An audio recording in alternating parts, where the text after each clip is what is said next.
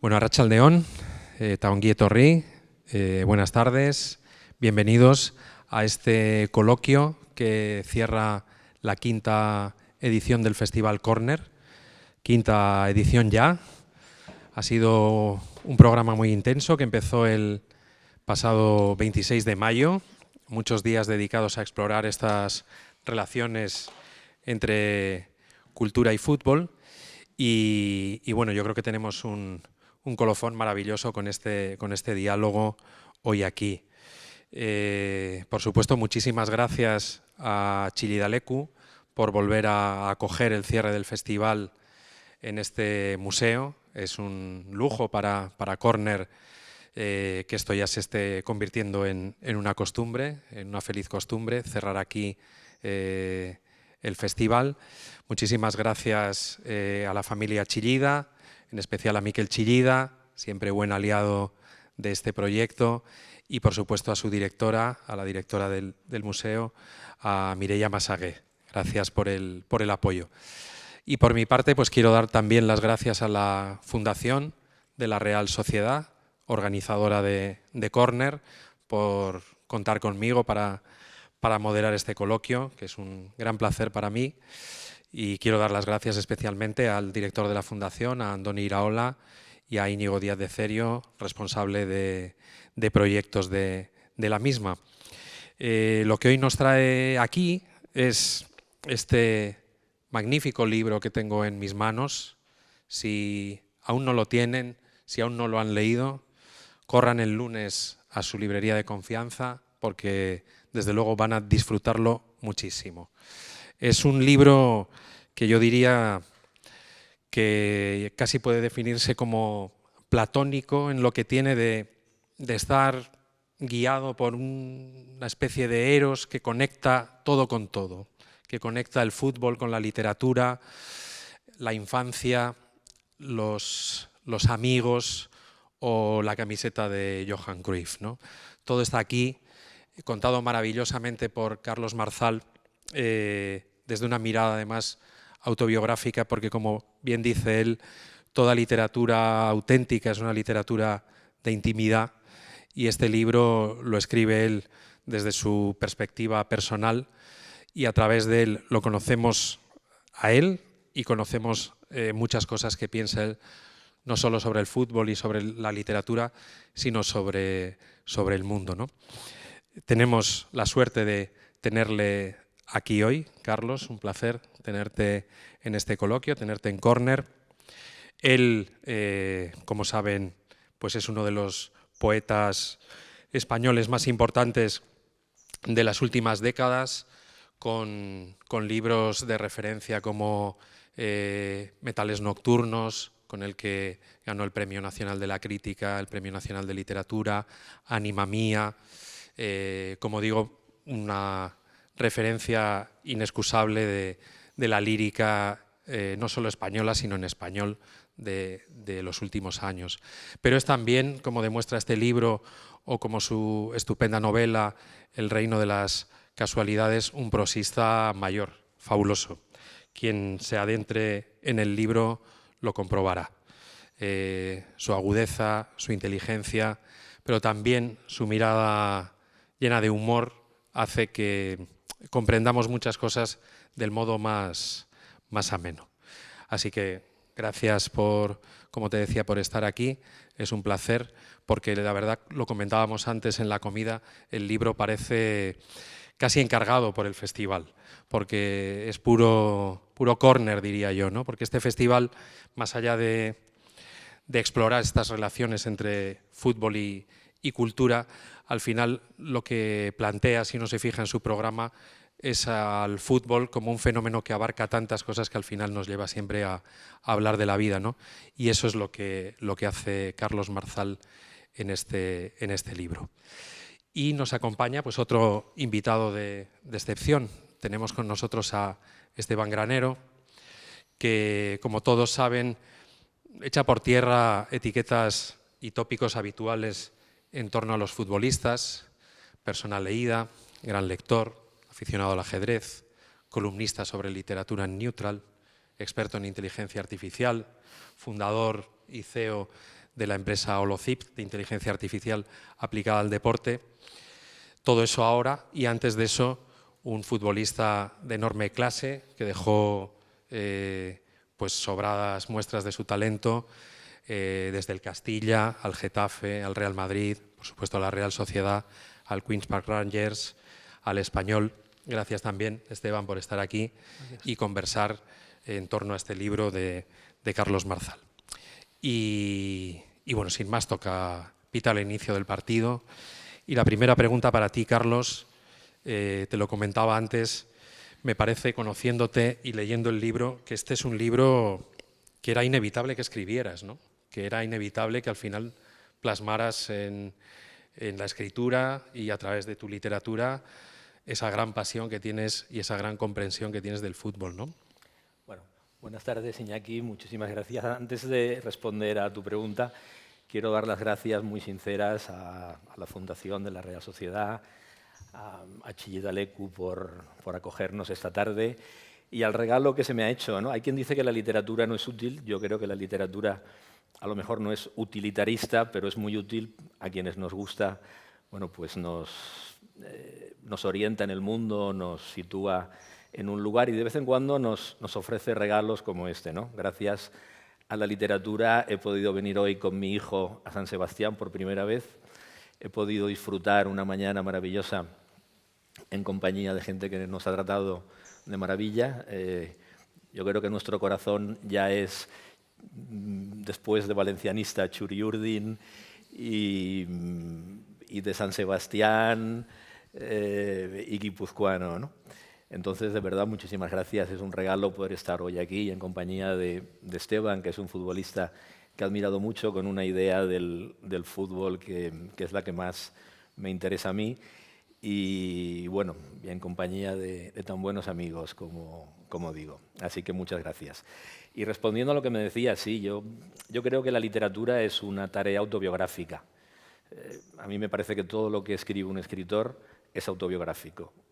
La lista de la compra o unas memorias, un ensayo o la poesía más confesional, ¿no? Y bueno, yo sabía que más tarde, más temprano, acabaría escribiendo un libro de fútbol porque bueno, es una de mis pasiones, de mis aficiones.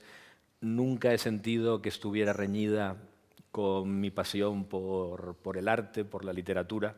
Es más, me parecían fundamentalmente complementarias. Y luego, además, los últimos tiempos, como tengo un hijo que juega al fútbol y al que tengo que llevar a los entrenamientos y lo hago con gran placer, bueno, pues sabía que toda esa energía que había depositado alrededor del fútbol terminaría plasmándose en algo, en un libro o en un ensayo. Y al final ha sido un libro que creo que mezcla géneros distintos, que mezcla las memorias, que mezcla el dietario, el ensayo y también la narración, ¿no? Un libro heterogéneo que tiene el fútbol como telón de fondo. No es un libro de fútbol, pero es un libro con fútbol, con mucho fútbol, porque el fútbol, como se ha dicho tantas veces con razón, no se acaba nunca.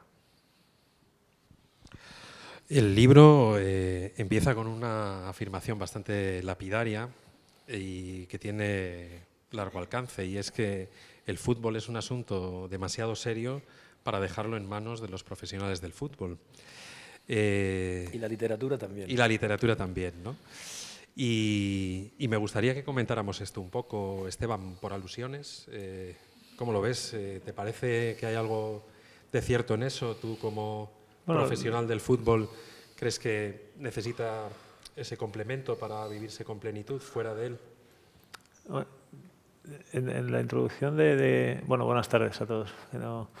Y también gracias a Chillida Leku, a Miquel y a la Real Sociedad de mi corazón y a Andoni en particular por la invitación. Es un placer estar con vosotros. Si no recuerdo mal, en el calentamiento, ¿no?, de Carlos, los futbolistas somos solamente una parte de esos profesionales del fútbol en los que no sería responsable delegar toda toda la trascendencia que tiene hablar de fútbol o por lo menos soportar, ¿no?, lo que es el fútbol, ¿no? El fútbol va mucho más allá de los futbolistas, yo estoy de acuerdo, ¿no? Los futbolistas tenemos un papel diminuto dentro de lo que es el fútbol en la sociedad. De hecho, para mí, que he sido futbolista, el fútbol como futbolista ha sido solamente una parte pequeña, ¿no?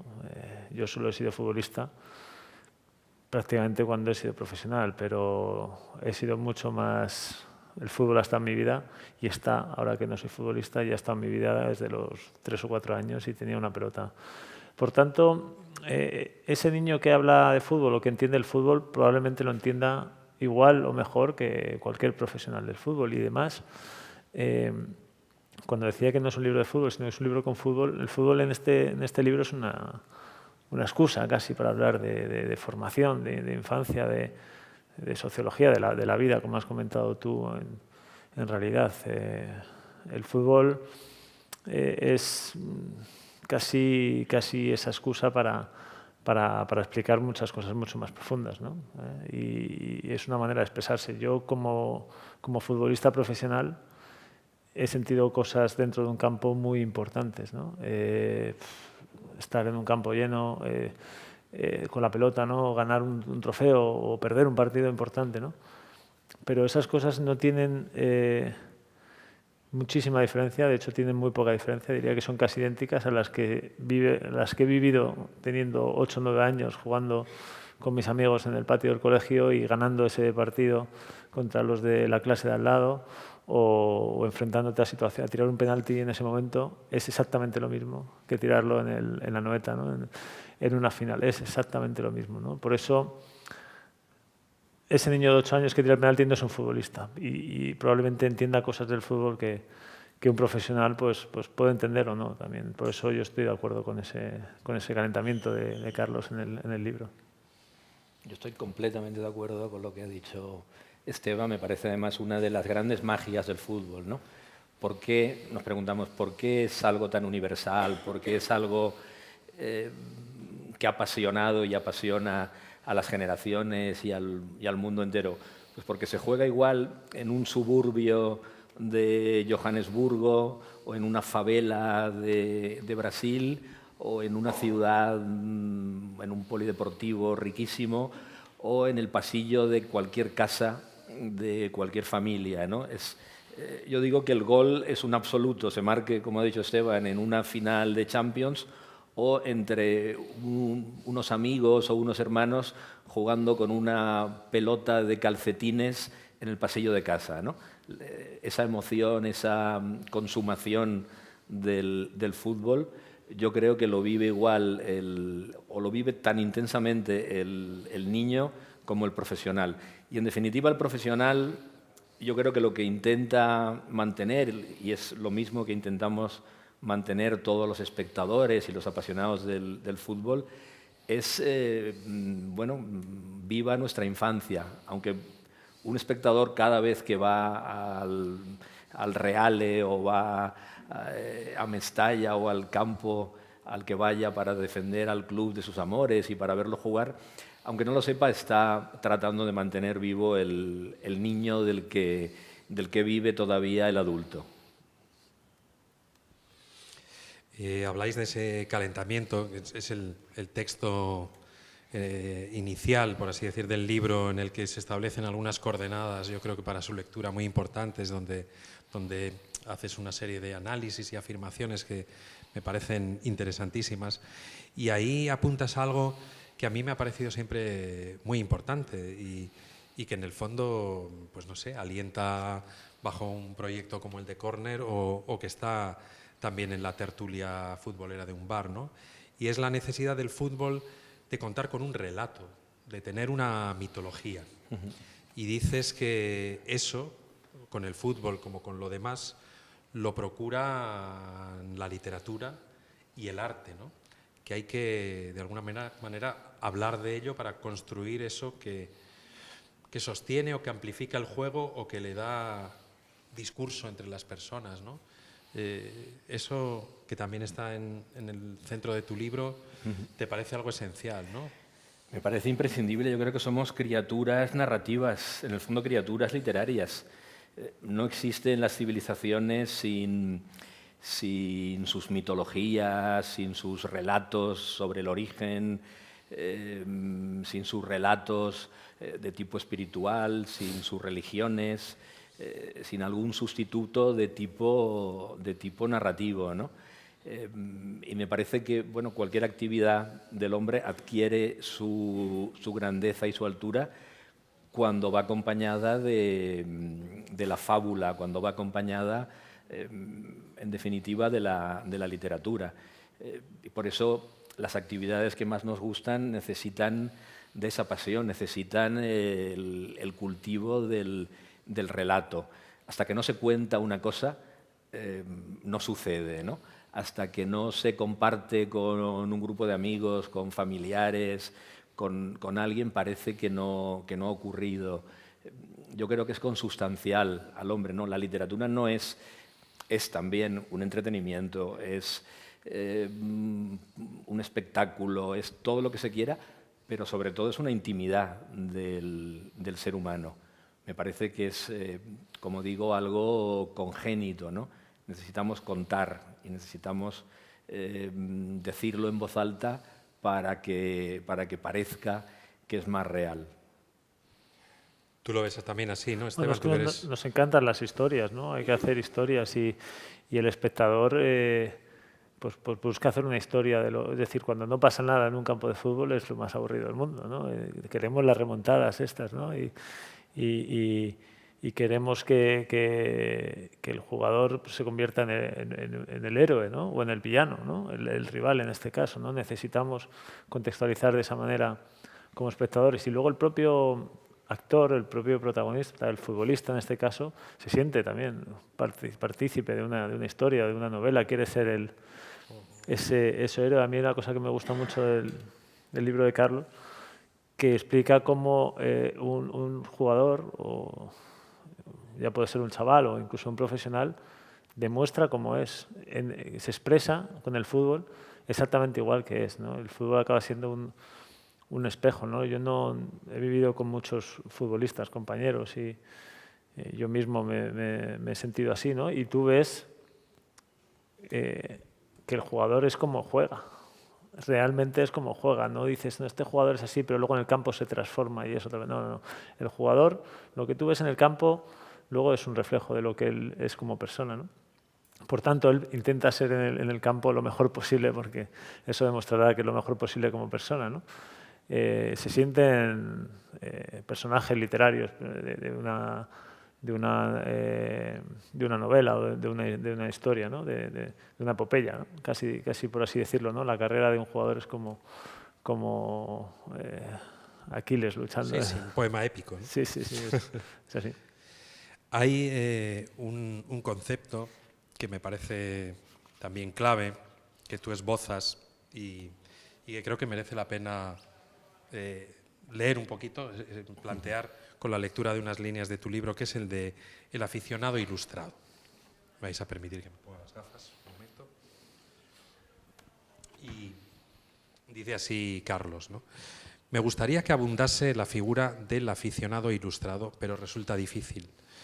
Ese aficionado debería ser alguien a quien le gusta el fútbol más de lo que le gusta su equipo de fútbol, de manera que debería estar dispuesto a disfrutar del buen juego allí donde lo encuentre. Alguien a quien no le deja sin ganas de cenar la derrota del equipo del que es socio. Alguien que no grita, ni silba, ni insulta a los jugadores porque sabe que jugar bien al fútbol resulta muy difícil y que no hay ningún jugador por lo común que no desee jugar bien y ganar cuando está jugando. El aficionado ilustrado es alguien que no cree que el mero hecho de pagar una entrada le da derecho a comportarse como un energúmeno y a purgar sus frustraciones mediante la catarsis dominical de la grada. El aficionado ilustrado es alguien que conoce en mayor o menor medida la tradición de este deporte, que lo ha jugado con orgullo y agradecimiento y que con agradecimiento y orgullo lo disfruta ahora por personas interpuestas. O sea, aquí hay, digamos, una declaración de intenciones de un deseo, de una manera que te gustaría que fuera mayoritaria de vivir el fútbol y que todos sabemos que no siempre es la que vemos en los campos, la que vemos a veces en las tertulias o la que nosotros mismos a veces, que nos podemos quedar con pocas ganas de cenar después de una derrota dolorosa, vivimos, ¿no? Esto, ¿qué os parece? Un buen programa para la afición al fútbol, un deseo que hay que perseguir. Bueno, yo creo que debería ser la base, digamos, el aficionado, que no es incompatible también con gritar en el campo animando a su equipo, porque si todos los aficionados fueran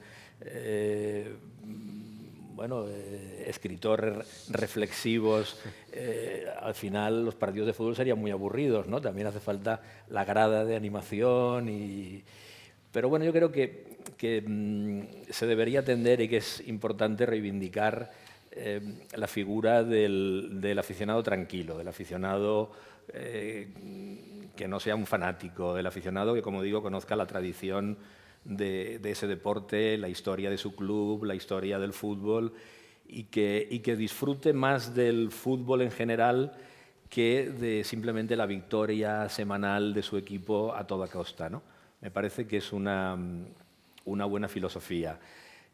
Bueno, por eso a mí me ha emocionado mucho venir aquí y encontrarme con que el presidente de la Fundación es alguien que ha estudiado filosofía y que con el que se puede hablar igual de fútbol que de Rousseau. Entonces, bueno, yo creo que ese es el camino y ese es el ejemplo que se debe seguir, ¿no? ¿Qué te parece a ti? A ver, yo cuando leí ese fragmento me imaginaba 40.000 Andonis Iraolas en la novela y creo que el equipo iba a sufrir. Bajando a segunda, ¿no?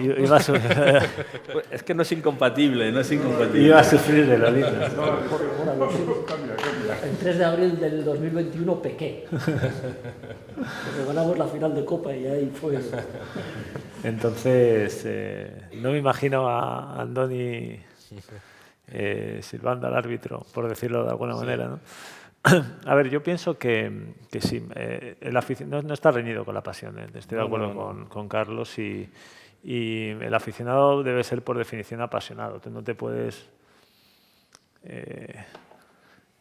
ir a un partido de fútbol sin pasión, eso debería estar prohibido, ¿no? Debería haber es como irte a la cama con tu señora sin pasión, no lo puedes hacer, no va a funcionar, ¿no? Pues el campo de fútbol es algo parecido, ¿no? Eso no está para nada reñido con el respeto, por supuesto, con la educación, con tener una venda para no valorar lo que hace el rival también, ¿no? Que eso es precioso, ¿no? Yo he sido muy madridista siempre y he disfrutado mucho con Messi, ¿no? Quiero decir, no cuando lo tenía que defender, ahí lo quería reventar, pero cuando lo veía por la tele me gustaba mucho, ¿no? Creo que no está para nada reñido. Hay una cosa muy importante de eso que es reconocer la historia, ¿no? Y yo creo que de hecho entra dentro de la espiral positiva de esa pasión, ¿no? Conocer, es decir, los aficionados que no animan, o sea, que animan porque están reforzados por una identificación, ¿no? Y eso pasa mucho aquí en San Sebastián con la Real, ¿no? Ese aficionado que conoce de pe a pa la historia, ¿no? Y que eso es lo que le empuja a ir con pasión al campo de fútbol, ¿no? Yo creo que ese es el aficionado ideal, ¿no? El que chilla mucho por chillar o por desahogarse, que yo creo que es el que está denostando Carlos y yo hago exactamente lo mismo. Ese, pues, cuanto menos haya, mejor, ¿no? Pero al campo hay que ir a animar y animar fuerte, pero tiene que ir acompañado de muchas más cosas, ¿no? Entonces yo suscribo mucho ese apartado, ¿no? Cuando lo leí reconozco que me paré a pensar sobre él, pero creo que tiene mucha razón. Que es el concepto también de tradición, ¿no? La importancia de la tradición que enlaza también con la literatura. Es decir, no se puede ser escritor sin conocer la tradición, ¿no? La idea del escritor adánico que de repente cae del cielo y escribe una obra maestra, eso no existe. O sea, un escritor necesita conocer la tradición de su lengua y a ser posible, bueno, en la medida en que pueda la tradición universal. Es decir, esa idea de recoger una antorcha, ¿no? Un escritor lo que hace es aportar una gota de agua al gran caudal, al gran mar de la literatura. Yo creo que el espectador de fútbol, bueno, lo que hace también es recibir una herencia, la herencia de la misma gente que ha llevado esa camiseta, de otras generaciones de espectadores que han aplaudido, que han animado, que han sentido los colores, que han amado ese deporte. Es una forma de tomar el relevo de generaciones anteriores. Eso me parece que es una idea muy importante. Y por tanto, una responsabilidad también claro. con los siguientes, ¿no? Si llevas a tu hijo al campo, ¿qué es lo que ve que estás haciendo, ¿no? Y eso es muy importante porque las siguientes generaciones son tan importantes como las anteriores, ¿verdad? Bueno, mucho más, ¿no? Bueno, y diríamos también que un aficionado ilustrado tiene que frecuentar Corner, ¿no? Claramente, ¿no? Por supuesto. Es lo primero que debe hacer. Lo debes en la siguiente edición, porque ya vas por la segunda, pero en la tercera no tienes que poner ahí un apunte, un añadido. Acabas de mencionar padres e hijos y esto es un motor fundamental del libro, Carlos. Está aquí además tu hijo, futbolista, ya proyecto de futbolista serio. Y no sé, háblanos un poco de esta combinación de fútbol, padres, madres, hijos, hijas. Bueno, una de las pocas cosas que puede hacer un escritor es de vez en cuando concederse caprichos. Y yo me he podido conceder, afortunadamente, el capricho de juntar en un mismo libro varias pasiones, ¿no? La literatura, el fútbol y, sobre todo, por encima del fútbol y la literatura, pero al mismo tiempo en relación con esos dos ámbitos, mi hijo, ¿no? Que juega al fútbol y que me ha permitido, gracias al fútbol, yo al fútbol le debo muchas cosas y entre ellas, la ocasión de estar con mi hijo muchísimo tiempo. Y es una cosa que nunca le podré devolver al fútbol, ¿no? En una edad en que los hijos, como seguro que muchos de ustedes saben, se van hacia su vida, se van hacia sus amistades, sus novias, sus viajes, sus cosas, y pasan menos tiempo con los padres, como es ley de vida, ¿no? Bueno, pues el fútbol me ha permitido en los desplazamientos a los entrenamientos, a los partidos, vivir esa otra manera del deporte y en ese sentido el libro también es un acto de agradecimiento a esa oportunidad, ¿no? Y bueno, yo digo que es un libro de amor, fundamentalmente, es un libro de amor a muchas cosas, a la literatura, al mundo, porque, como ha dicho Esteban, el fútbol es una excusa para reflexionar sobre mil cosas que me interesan, ¿no? Y sobre todo es un libro de amor a la infancia y de amor a mi hijo, al niño que fue y al joven que es ahora. Ya no es un adolescente. Así que, bueno, es una de los regalos que también me ha dado la literatura. ¿Tú te planteas un futuro así, Esteban? Yo solo tengo hijas, pero hoy en día podrán jugar en la Real, que tiene un equipazo. Ahora ya sí, y un equipazo además. A ver, antes estábamos has mencionado que es proyecto de futbolista. Yo creo que es tan futbolista como... Cierto, y lo ha sido siempre, ¿no? Antes hablábamos con... Yo también lo soy, ¿eh? Y eso que estoy ya en el pasado, ¿no? Pero antes hablábamos con Miquel y decía que su abuelo comentaba que todo sucede en el presente, ¿verdad? ¿No? Y el presente es ese punto ínfimo que está entre dos gigantes que son lo explicaba él mucho mejor que yo, que es el pasado y el futuro y que están ahí presionando, ¿no? Pero lo que sucede en el presente, ¿verdad? Es así. Entonces, yo creo que ni Carlos hijo es proyecto de futbolista, ni yo soy es futbolista más allá de lo que es los contratos profesionales y demás. Yo creo que siempre voy a ser futbolista, él probablemente también.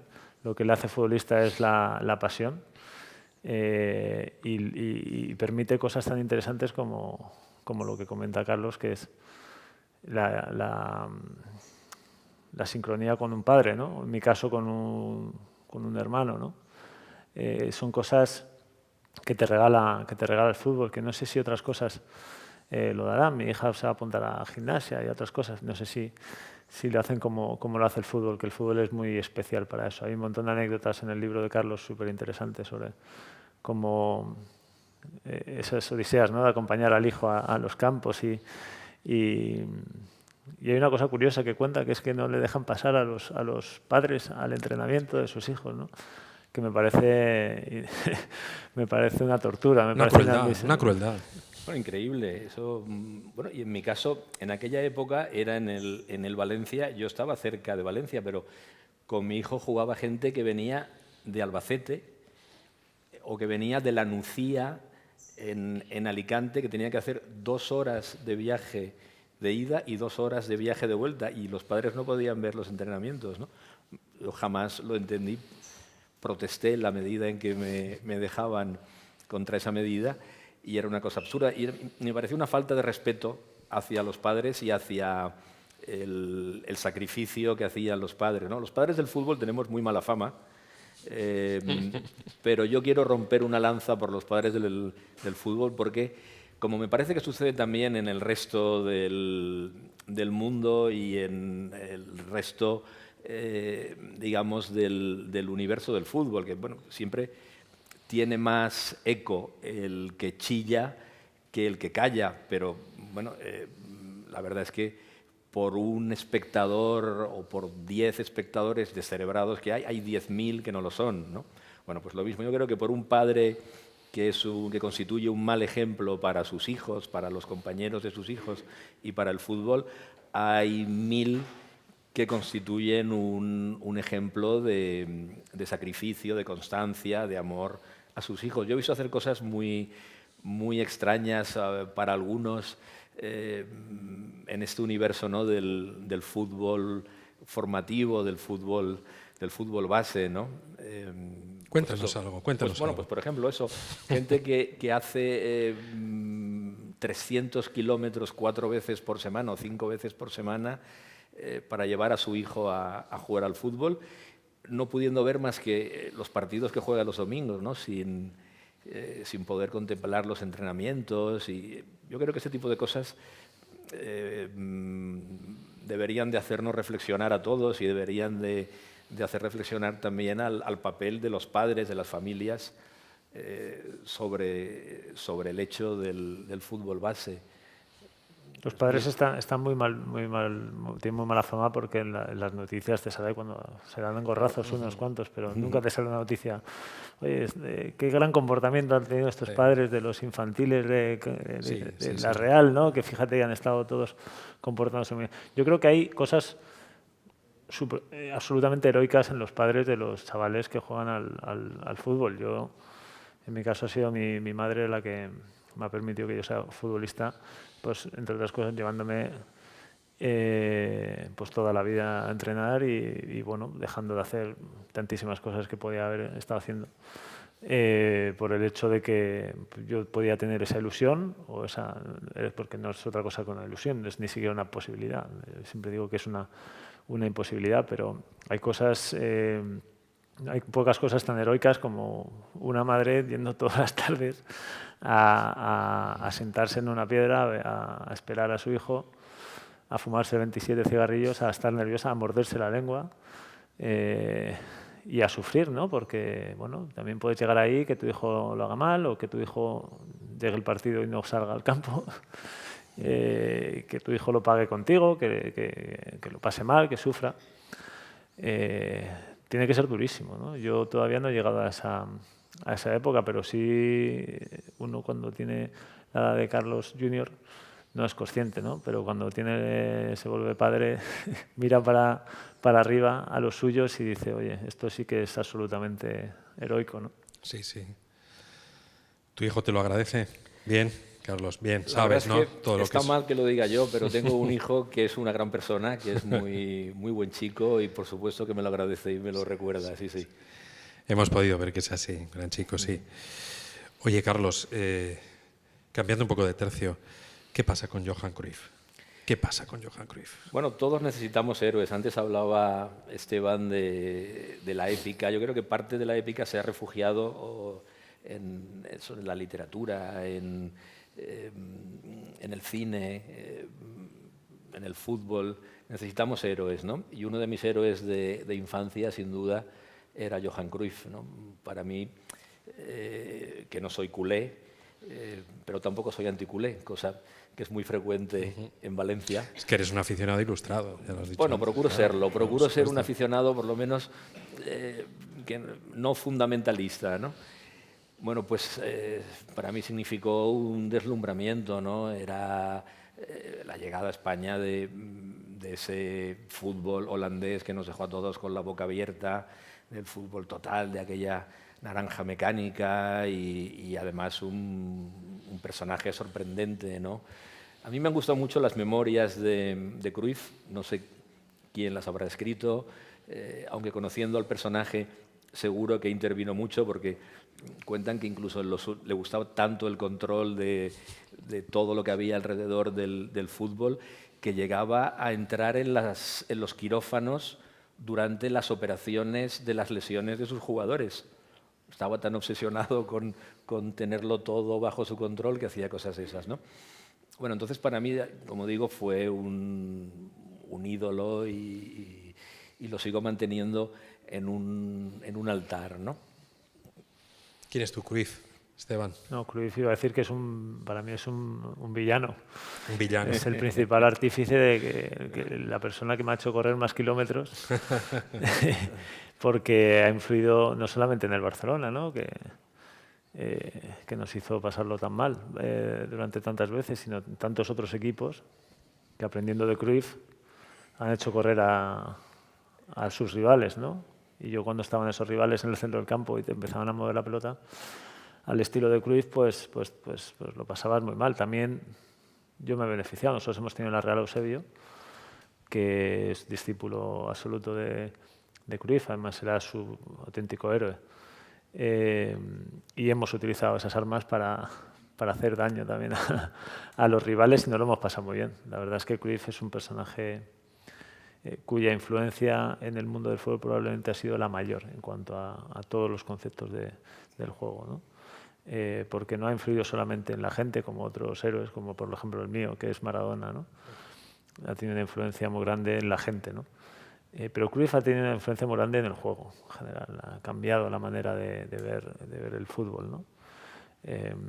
Hay otros personajes que han tenido una influencia en lo que es el fútbol como, digamos, como figura, como institución, por ejemplo, Di Stéfano, ¿no? Pero Cruyff ha tenido una influencia general en lo que es el juego, ¿no? Además durante muchos años y que va a perdurar siempre, ¿no?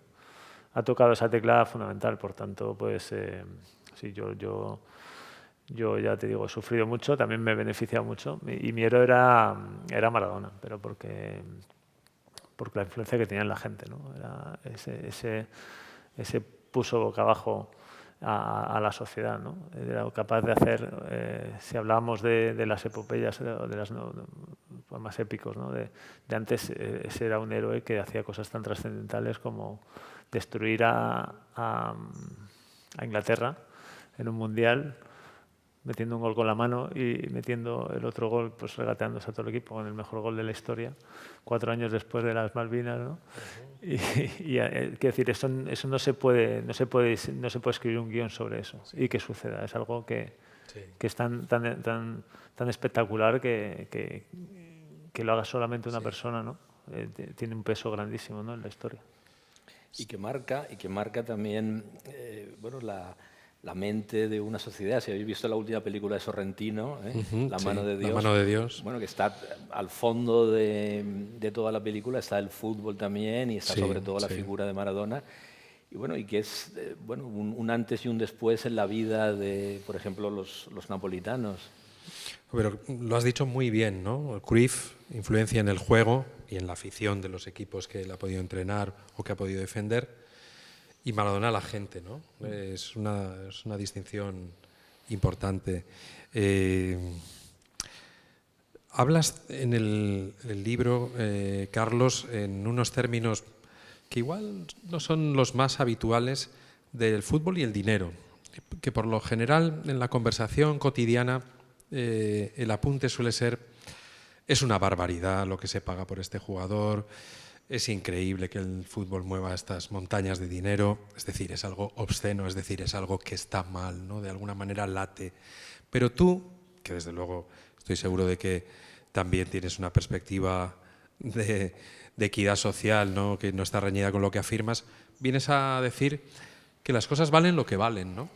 Que las cosas, tanto en el fútbol como en el resto de actividades humanas, bueno, al final tienen el precio que alguien está dispuesto a pagar. Y Antes hablábamos con Miquel del prestigio de los artistas y el dinero. Bueno, ¿qué valen las cosas en definitiva? ¿Por qué pagamos lo que pagamos por unas cosas y pagamos otras por otras? Bueno, eso es muy difícil de explicar, ¿no? Pero al final yo creo que la explicación más sencilla al final es la más real. Bueno, mientras haya gente, mientras estemos dispuestos a pagar por ciertas cosas, ese será el valor que tengan, ¿no? A mí me parece que es muy difícil calibrar y calcular si lo que se paga por un jugador es justo o no es justo.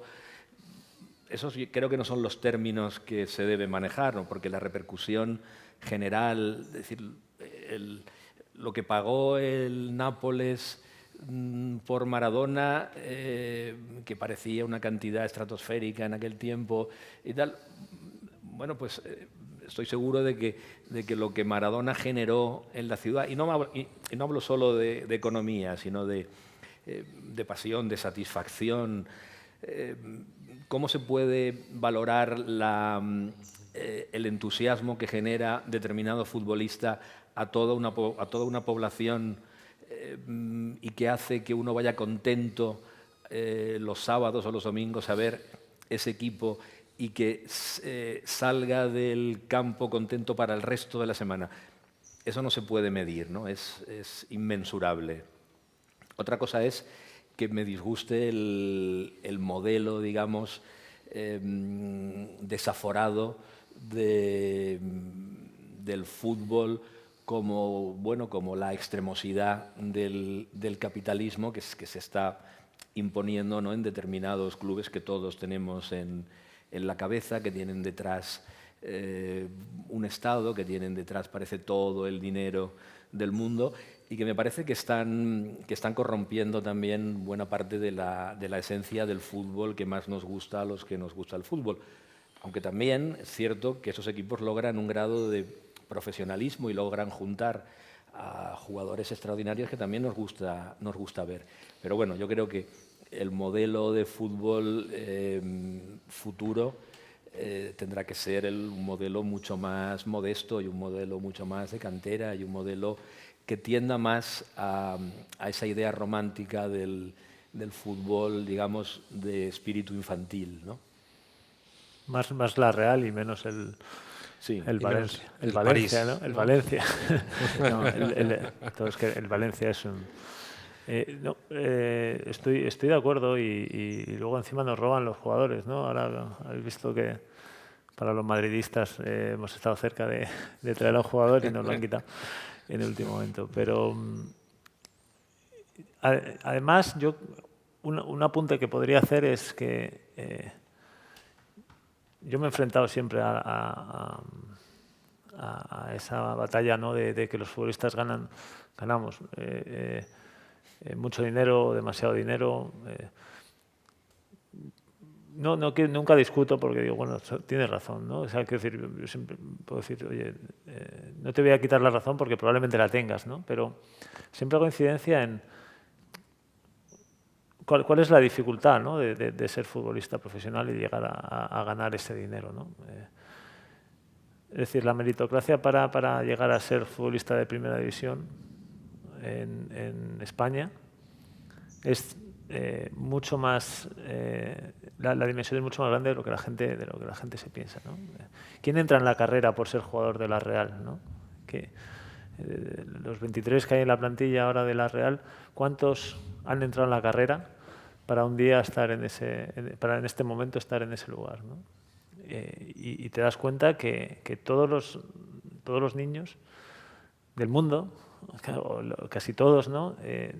Tienen una pelota con 5 años y empiezan a jugar al fútbol y van ascendiendo de equipos y los niños, pues, algunos, la carrera por ser profesionales se van quedando. Y al final llegan muy pocos, ¿no? Poquísimos, ¿no? Pero si tú consideras cuántos han llegado en relación a cuántos han empezado esa carrera, que son prácticamente todos los niños del mundo, pues te das cuenta que hay un mérito muy grande o el embudo es muy, muy estrecho, ¿no? Y por tanto, pues puede tener sentido que los que llegan pues tengan ese valor, ¿no? Que también comentaba Miquel antes en cuanto al valor y al precio de las cosas, ¿no? No pasa tanto en otros deportes, ¿no? Si tú quieres ser piloto de carreras, pues ¿cuántos chicos entran en la carrera por ser piloto de carreras? Pues nadie tiene un kart de pequeño en su casa o compite todos los días y entrena, ¿no? Pero una pelota de fútbol la tiene todo el mundo, ¿no? Y todos los niños, de alguna manera u otra, pues quieren ser profesionales, ¿no? Por supuesto entran, no digo que lleguen los mejores, ¿no? Porque hay futbolistas que hacen todo bien o que son muy buenos y nunca llegan, y otros como yo con 1000 defectos y que aparecen ahí, ¿no? Pero yo sí quiero hacer resaltar que el embudo es muy, muy estrecho, ¿no? Y por tanto eso yo creo que sí que los salarios de los jugadores reconocen un poco ese embudo, esa dificultad, ¿no? Por llegar a la élite, que es la verdad que es muy, muy compleja. En el libro, Carlos, también dedicas unas páginas prácticamente a todo. Yo la verdad es que también les animo a leer el libro, pues casi como rayuela. Se puede leer de seguido, se puede coger por la página 250, se puede abrir por cualquier parte, porque es tan jugoso todo el anecdotario, todo el repertorio de reflexiones que suscita el fútbol o su contexto, o las reflexiones que hace, por supuesto, Carlos sobre la literatura.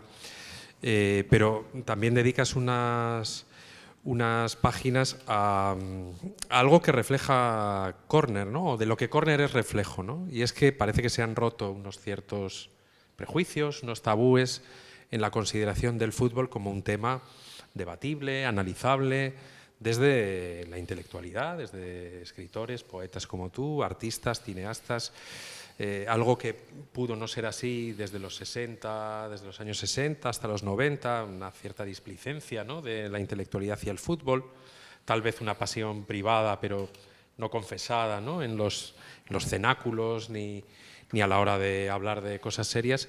Eso comentas que cambia desde los 90. Y yo creo que ha ido en aumento, ¿no? Y un festival como este también lo que refleja es que cada vez más disciplinas, más artistas, más ámbitos de la cultura toman al fútbol como un elemento, bien sea narrativo, para plantear una historia, para plantear un contexto, o porque ven en el fútbol pasiones o situaciones sociales analizables, ¿no? ¿Tú esto lo has vivido? ¿Tú esto crees que ha venido para quedarse? ¿Es una moda? ¿Qué crees tú? Bueno, yo creo que ha habido durante cierto tiempo de la historia de España un malentendido complejo de superioridad por parte de la intelectualidad hacia el deporte y sobre todo hacia el fútbol. Bien, yo creo, bueno, cuando he pensado en esto, me imagino que hay muchísimas causas y razones. Yo creo que esa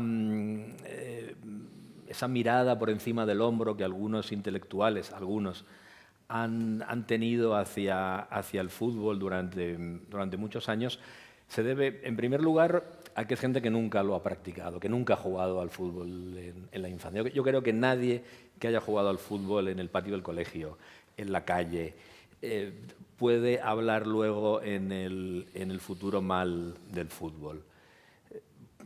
puede que sea crítico con ciertos aspectos del fútbol, pero no puede desdeñar el fútbol.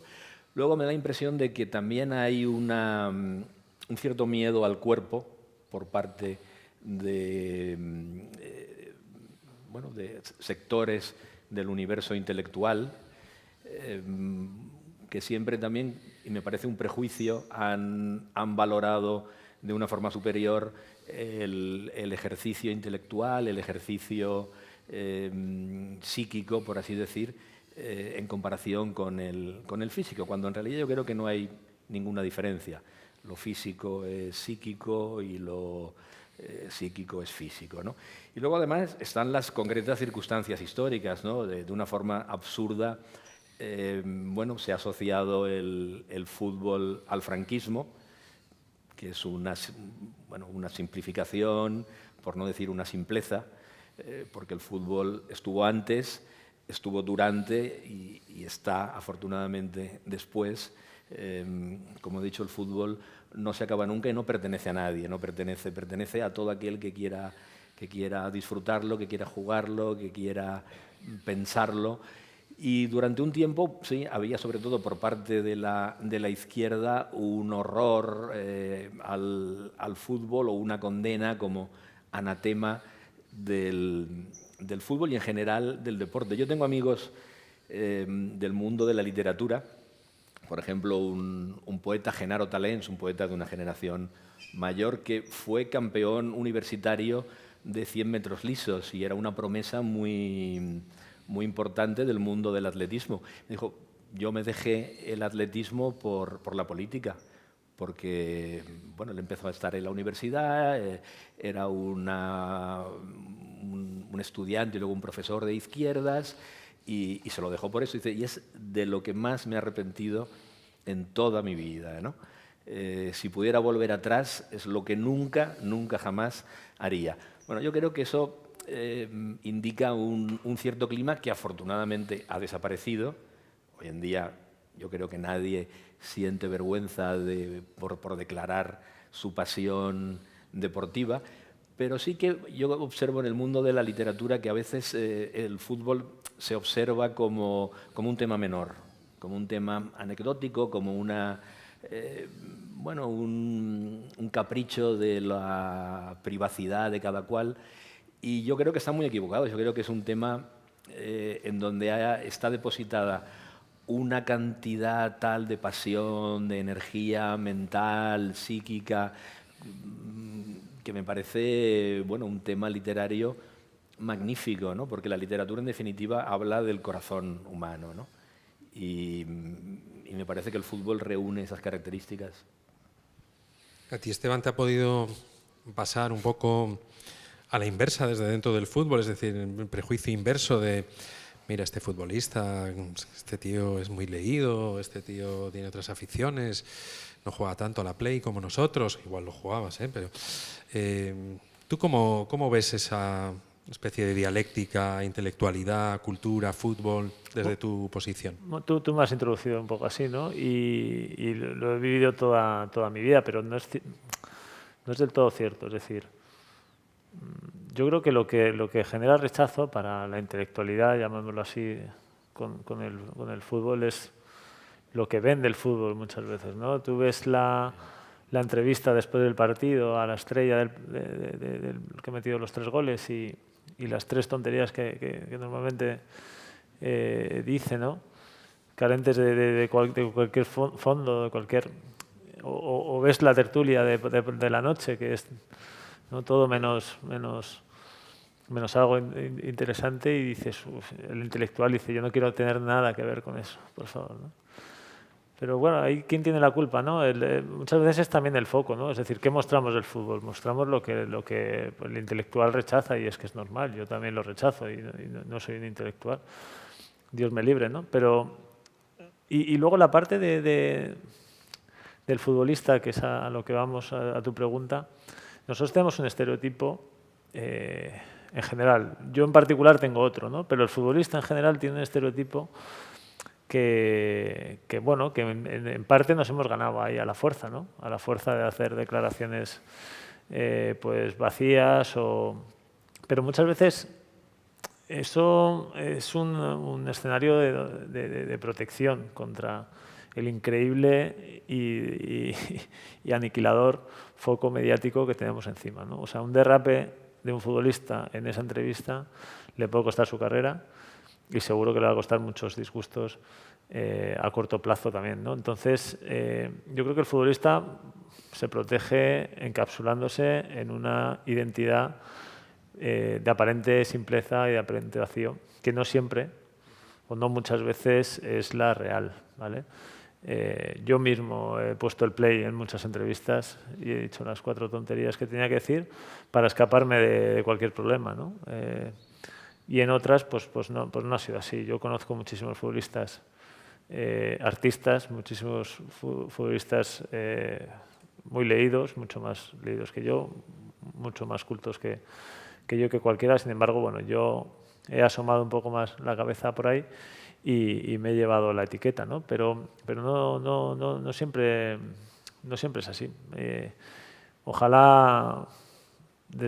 pero pasa igual con la política, ¿no? Es decir, que yo creo que la política es mucho más grande y mucho más interesante de lo que vemos en la televisión, ¿no? La política, en palabras mayores, ¿no? La política que llevamos hablando de ella 3.000 años, ¿no? Lo que vemos en la televisión yo creo que es una dimensión muy pequeña, muy estúpida de lo que es un debate, ¿no? Un debate sobre las ideas, ¿no? Una confrontación de ideas, ¿no? Y con el fútbol, pues es que pasa igual y es una pena, ¿no? Pero también pienso, igual que ha dicho Carlos, que hay otra cosa, y es que el fútbol se ve también como algo físico, ¿no? Entonces, al intelectual, que uno se gane el favor con lo físico y que lo físico sea la parte fundamental de tu éxito, pues también le parece casi como una extravagancia, como algo, ¿no? Sin embargo, yo ahí tengo que decir que el fútbol es mucho más intelectual que físico, ¿no? Muchísimo más, ¿no? Es decir, las capacidades de un gran futbolista están mucho más en la cabeza que en las piernas. Muchísimo más, ¿no? Y hay un montón de virtudes y de capacidades, no solamente de entendimiento del juego, de comprensión, de agudezas y demás, sino también de habilidades sociales que son fundamentales para que un futbolista tenga éxito, fundamentales, ¿no? Por tanto, yo siempre pienso que los futbolistas son tipos mucho más inteligentes en el amplio sentido de la palabra de lo que la gente se piensa, ¿no? Mucho más capaces. Además, han tenido que hacer cosas muy importantes en situaciones muy complicadas a edades ínfimas, ¿no? A edades, pues siendo muy jóvenes, ¿no? Y eso le da un valor también muy importante. Yo creo que se habla en el libro también de que el fútbol como una escuela de vida, ¿no? Y yo creo que el futbolista, cuando se jubila, que nos jubilamos muy pronto, ha vivido un montón de cosas que probablemente sus amigos del colegio están empezando a vivir en ese momento. Ellos llevan 10 o 12 años viviendo cosas muy trascendentales, ¿no? Y Nunca fuimos más felices, se titula el libro. ¿Tú dirías eso, ahora que estás apuntando, nunca fuimos más felices que cuando jugamos al fútbol, los futbolistas, aunque has apuntado que no dejas de serlo porque todo se vive en un presente, que es donde todo sucede, ¿no? Pero ¿cómo es eso? Ya que apuntas a esa transición y a esa jubilación temprana, me estoy acordando del título del libro y a lo que puede apuntar también, ¿qué tal se vive después? Yo cuando me jubilé puse una frase en las redes sociales que era nada es triste hasta que se acaba y entonces todo lo es, ¿no? A mí me encanta el título del libro porque evoca algo que he comentado al principio de la charla y que comento mucho, ¿no? Que es que lo que sucede en el fútbol es una dimensión única. Es decir, el gol, tú lo has explicado antes, Carlos, el gol del chaval de 8 años en el patio de su colegio contra el B es exactamente lo mismo, lo que siente el chico es exactamente lo mismo que el gol que marcas en la final de la Champions, es exactamente el mismo sentimiento, ¿no? Yo he tenido la suerte de meterlo en el colegio, y no en la final de la Champions, pero bueno, en algunas finales y en algunos partidos importantes, ¿no? ese momento es exactamente el mismo. Entonces, el chico, cuando tiene 8 años, mete ese gol y se va a su casa y sueña con meterlo en la final de Champions pensando que eso va a ser en una dimensión pues 1000 veces mayor, ¿no? No es así. Ese va a ser exactamente igual, ¿no? Y eso es lo bonito, eso es a mí lo que más me gusta del fútbol y del deporte es eso, ¿no? Que es que cualquiera puede sentir lo mismo que siente Cristiano Ronaldo cuando mete el gol de la final. Cualquier niño lo ha sentido y no se ha dado cuenta, probablemente, o no sabe que esa potencia es insuperable, ¿no? Entonces, nunca fuimos más felices, para mí es eso, ¿no? Yo creo que el título de un libro, cuando uno lee el libro, se lo queda para uno mismo, y para mí este título es eso, ¿no? Nunca vas a ser más feliz que en ese momento. Pero no porque lo que viene después no sea bueno, sino porque ese momento ya es todo, ¿no? Bueno, me parece una interpretación perfecta del título y de la filosofía del libro, ¿no? Nunca fuimos más felices que cuando fuimos niños, nunca fuimos más felices que cuando jugábamos al fútbol, cuando estábamos fuera del tiempo. Ese niño que juega con 7, con 8 años, está fuera del tiempo, está fuera de... La muerte no va con él, el envejecimiento no va con él, la enfermedad no va con él, es un absoluto, ¿no? Y esa es la esencia, o me gustaría que fuera la esencia del título y la esencia del libro, ¿no? Es una reivindicación, digamos, para mantener al niño que todos debemos llevar dentro lo más cerca posible de la condición adulta. Y lo que ha dicho Esteban sobre presente, bueno, me parece también una de las claves, ¿no?, de interpretativas de lo que he querido decir y lo que creo que dicen muchos poetas y muchos escritores, ¿no?, que esa eterna sucesión de presentes es lo que somos y debemos de procurar ser más conscientes con respecto al presente, ¿no? Hablaba antes de los futbolistas, de tal. Yo estoy absolutamente de acuerdo en que es tan futbolista ese niño de 8 años que juega en el patio del colegio como el juvenil que juega en la Real o como el profesional, ¿no? Pero precisamente porque están haciendo realidad ese sueño y esa pasión en el presente. Es decir, la idea, creo que tenemos una idea muy equivocada del éxito, o una idea muy equivocada de lo que es el progreso en relación con nuestras profesiones, ¿no? El éxito, bueno, es una observación muchas veces errónea de un determinado individuo en un determinado momento, pero no hemos visto ni lo que hay detrás ni lo que va a venir luego. Es decir, el éxito es disfrutar de lo que uno está haciendo en el momento en que lo está haciendo, ¿no? Es esa filosofía que nos enseña, creo, a materializar el instante como un fin en sí mismo. Bueno, yo creo que es un momento perfecto para que abramos un turno de preguntas, y para eso tiene que haber preguntas, ¿eh? Así que os animo a hacerlas, porque hay que aprovechar esta ocasión y estamos en un ambiente cordial hablando de fútbol y vida, así que algo habrá seguro que alguien quiera preguntar. Los cielos preguntan. ¿Alguna pregunta? No puede ser. No es mejor que muy claro. Si yo a Carlos sí le quería comentar una cosa, igual con esto de los tronos me ha venido a la cabeza. En el libro hablas de que un escritor todo el rato está trabajando, ¿verdad? Estás viendo una película, una obra de teatro, estás hablando con alguien y siempre estás buscando algo que te inspire, un personaje, una historia para luego contar, ¿no? Lo dices con ese aforismo de cuando miro al cielo, trabajo, que Benjamín Prado te lo agradece, ¿no? Benjamín Prado tiene una manera de decirlo muy bonita, cuando dice que está de acuerdo con eso, pero que cuando él está viendo el fútbol, como que ahí se produce un bálsamo, un stop en ese trabajo, ¿no? Dice, yo cuando estoy viendo un partido de fútbol, lo más inteligente que soy capaz de decir es algo parecido a ay, ¿no? Entonces ahí se abre como un paréntesis, ¿no? ¿A ti te ocurre lo mismo con el fútbol?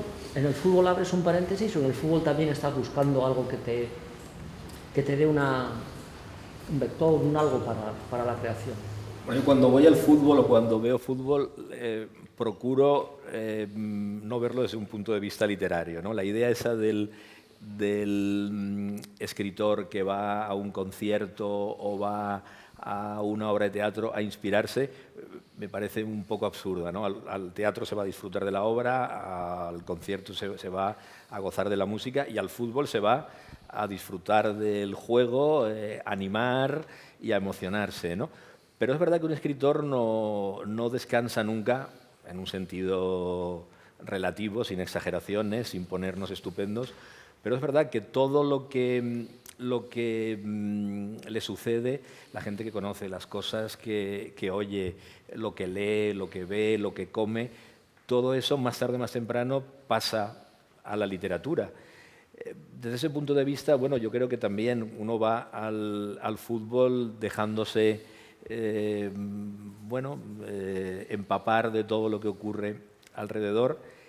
Y a mí me gusta mucho todo lo que hay, todas las minucias del fútbol, ¿no? A mí me gusta mucho el paseo desde mi casa hasta Mestalla con mi hijo. Me gusta cruzar los túneles y de repente salir por el vomitorio a esa sobreabundancia lumínica que es un estadio de fútbol en un momento antes de empezar el partido, el rectángulo del césped, una de las cosas que más me asombraba y me emocionaba cuando era niño, ¿no? Porque la televisión era en blanco y negro, el fútbol era en blanco y negro, y de repente ir a ver un partido de fútbol en directo y descubrir, y más en un secarral como Valencia, que había un rectángulo verde inmaculado que parecía o el País Vasco o un college de Oxford, pues era muy, muy emocionante, ¿no? A ese respecto yo sí que creo que todo lo que le sucede a un escritor al final termina siendo materia de la literatura. Y sí, cuando mira al cielo también trabaja. ¿Alguna pregunta más? ¿No? Bueno, pues les pido un fuerte aplauso. Perdón. Bueno, genial, genial. No, tenía una pregunta, no soy experta de fútbol, pero siempre veo paralelismo entre algo que mueve mucho las masas a lo largo de la historia, y cuando miramos las civilizaciones romanas era panem y circuncesos. Y me gustaría entender qué paralelismo puede ser entre el fútbol y circuncesos. ¿Fútbol y juegos de circo, es decir, al final... Y el circo romano, el espectáculo. Bueno, esa frase de pan y circo tiene sobre todo un significado peyorativo, ¿no? Como que es el opio del pueblo, como que es algo para entontecer a las masas. Yo creo que las masas, pueden ser a veces terribles, pero las masas están compuestas de individuos particulares, ¿no? Y me parece que cada uno escoge lo que le apetece, lo que le gusta, lo que le interesa. Es decir, yo no creo que sea el opio del pueblo, ni la religión el opio del pueblo, la frase es de Marx, ¿no?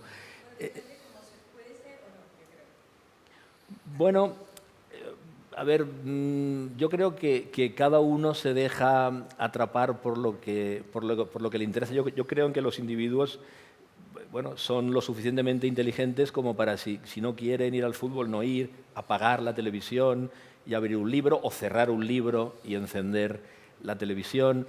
Es decir, me da la impresión de que muchas veces infravaloramos la capacidad de las personas concretas para hacer ciertas cosas, ¿no? Ya te digo, no me parece que nada...